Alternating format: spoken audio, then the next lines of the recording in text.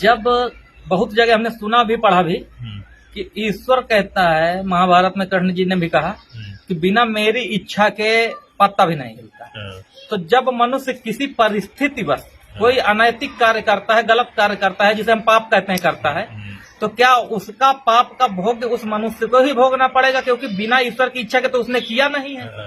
और जब ईश्वर की इच्छा से ही उसने वो कर्म किया तो उसका भोग मनुष्य क्यों भोगे?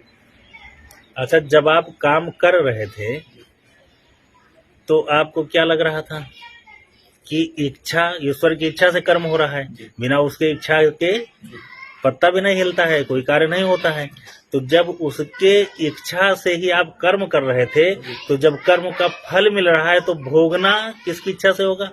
उस पे आप मनुष्य को कहाँ जोड़ दिए? उस पे अपनी इच्छा कहाँ से आ गई? वो कर्म करने के समय पर आप उसको जान रहे हो कि उसकी इच्छा से हो रहा है, तो भोगने के समय पर मनुष्य अपने को अलग क्यों कर लेता है?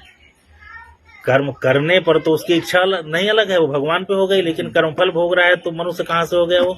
फिर उसकी इच्छा कहाँ से हो गई? अगर आप कर्म करने पे भगवान को जोड़ रहे हो कि भगवान की इच्छा से हो रहा है, तो अगर आपने गलत किया है तो गलत का परिणाम भी गलत मिलेगा। तो गलत का जब दंड मिलता है तो आप अपनी इच्छा क्यों जोड़ देते हो कि हमको कष्ट मिल रहा है? वो कष्ट भी भगवान जो भोग रहा है, आप नहीं भोग रहे हो, क्योंकि करने कराने वाला, कर्ता और कारक सब भगवान है। तो जो